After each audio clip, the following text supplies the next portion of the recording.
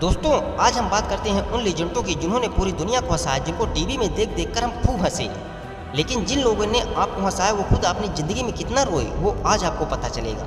आप में से ऐसे कई सारे लोग होंगे जो बहुत हंसते होंगे, लोगों को भी बहुत हंसाते होंगे, लेकिन अंदर ही अंदर खुद टूटे होंगे, अंदर ही अंदर खुद रो रहे होंगे।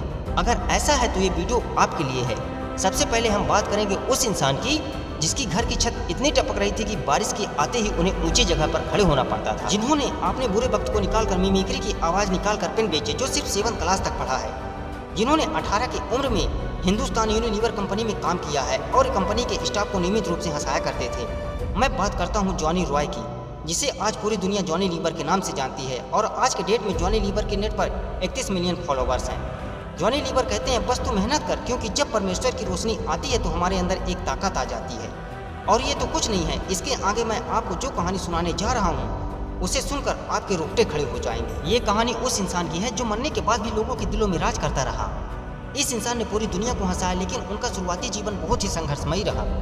उनके माता पिता स्टेज शो करके पैसा कमाते थे, लेकिन उससे बुरा तो तब हुआ जब उस लड़के के पापा पूरी फैमिली को छोड़ के चले गए और अब पूरी रिस्पॉन्सिबिलिटी उनके माँ पे आ जाती है। और जब लड़का 6 साल का था तब एक दिन उनकी माँ स्टेज शो कर रही थी और उसी वक्त उनकी आवाज़ चली गई।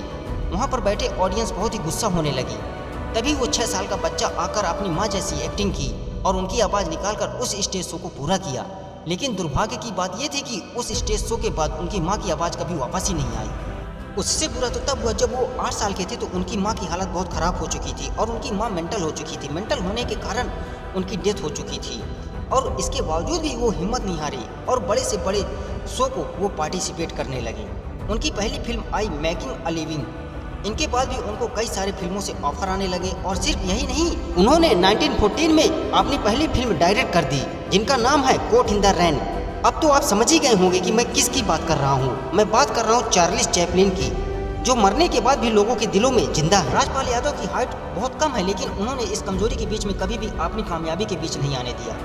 हाइट में भले ही वो छोटे हैं, लेकिन एक्टिंग और कॉमेडी के मामले में वो लंबे लंबे एक्टरों से कई गुना अच्छे हैं। कादर खान जब स्कूल में थे तो उनकी माता पिता का डिवोर्स हो गया था।